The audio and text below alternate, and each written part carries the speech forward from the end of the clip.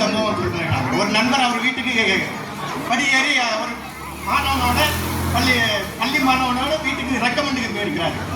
அவன் ஒரு லேப் டெக்னீஷியனுக்கு அதில் 20 பேர் தான் போட்டான். 20 பேர் போட்டா இன்னைக்கு 24 வயசுல இருக்கிறான். அவர்கிட்ட போய் இந்த மாணவனை சேர்த்து விடணும் அப்படின்னு. அப்போ இங்கே சேர்த்து விடணும்னா இங்கே கல்வி அமைச்சிருக்க போக வேண்டியதுனா அவங்க பார்த்துக்குவாங்க அப்படின்னு. அதுக்கும் அவர் கட்டிட்டு தான் செஞ்சிருக்கிறார். ரெக்கமெண்ட்னால எனக்கு பிடிக்காதுல்ல, சிபாரிசுனா பிடிக்காது அப்படின்னு.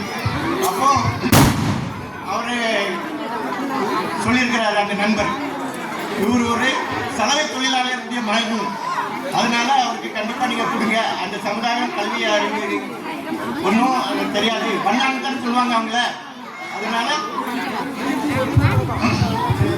பெருந்தலைவர் என்ன நினைச்சாரு, அவருடைய பெருந்திட்டத்தினால ரெக்கமெண்டுனா சரி வராது. அப்போ கல்வி அமைச்சருக்கு பண்ணியிருக்கிறாரு. எத்தனை சீட்டு லேப் டெக்னீஷியன்? 20 சீட்டு எல்லாம் பூர்த்தி ஆயிடுச்சுன்னு. கூட ஒரு 5 சீட்டு சேர்க்கணும்னா என்ன ஆகும் அப்படின்னு கூட 5 லட்சம் அவருடைய சொந்த நிதியிலிருந்து 5 லட்சத்தை ஒதுக்கீடு பண்ணி அந்த கூட ஒரு 5 சீட்டை சேர்த்துக்க. அவன் 23வது இடத்துல இருந்தான். அதுக்கு முன்னால 2 பேரும், அதுக்கு பின்னால 2 பேரும் இருக்கிறாங்க. அப்போ உனக்கும் சீட்டு கிடைக்கும் பேசிக்காருங்க. அந்த பையனை நல்லா படிச்சு முன்னேறு, நீ படித்து முன்னேறு. அந்த பையன் படிச்சு முன்னேறி அவன் ஒரு சலவை தொழிலாளர், ஒரு வண்ணாங்கிற பேரை அந்த கல்வியினால அவன் ஒரு மெடிக்கல் ஆபீசர் அப்படிங்கிற வீடு. டெய்லி இந்த வீடை பார்த்தா ஒரு வண்ணன் சலவை தொழிலாளருடைய வீடு அப்படிங்கிறது அவங்க படிப்புனால ஒரு மெடிக்கல் ஆபீசருடைய வீடு. அந்த பெரிய உன்னத நோக்கத்தோட அவர் செய்தார். ரெக்கமெண்ட்லாம் அவர் பண்ணல. சரி, ஒரு சலவை தொழிலாளி அவன் வாழ்க்கை லைஃப் முன்னேறும் அந்த மாதிரி. அதனால மக்கள் நீங்கள் அனைவரும் நம்முடைய கிராமம் முன்னேறணும்னா படிப்பு வசதி இருந்தா, படிச்சிருந்தா அநேக அரசாங்க வேலைகள் இருக்குங்க.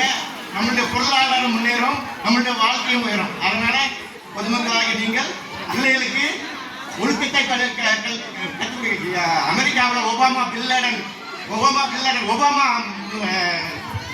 செக்ரட்டரியா இருக்கும்போது அவருடைய இதுல பில்கேட்ஸ் தொழில ஐடி நிறுவனத்துல பூரா இந்தியர்கள் 60% ஐடியர்கள். சுந்தர் பிச்சை அவர்கள் சிஓ கூகுள் நிறுவனம் தமிழ்நாட்டுக்காரர். அப்படி இருக்கும்போது 60% பேர் இந்தியர்கள் தான் அந்த ஐடி நிறுவனத்தில் அமெரிக்காவில் வேலை பார்க்குறாங்க. அப்படி ஒரு கம்ப்ளைண்ட் வரும்போது 60% 80 இந்தியர்கள்ல 30% பேர் தமிழ்நாட்டுக்காரங்க. அப்போ நம்ம கல்வியில அவன்கிட்ட வீடு லேப்டாப் இருக்கு, கம்ப்யூட்டர் இருக்கு. அப்போ நம்ம பிள்ளைகள், நம்ம பெற்றோர்கள் என்ன கல்வியோட சேர்த்து ஒழுக்கத்தை கற்றுக் கொடுக்கணும். அந்த மாதிரி ஒழுக்கத்தை கற்றுக் கொடுத்து பிள்ளைக்கு இருந்ததுன்னா அது எல்லா நேர்மை எல்லாமே அடைகிறோம். அதனால கல்விக்கு முக்கியத்துவம் கொடுங்க. நன்றி, வணக்கம். சரி, நிகழ்ச்சி ஆரம்பிப்போம்.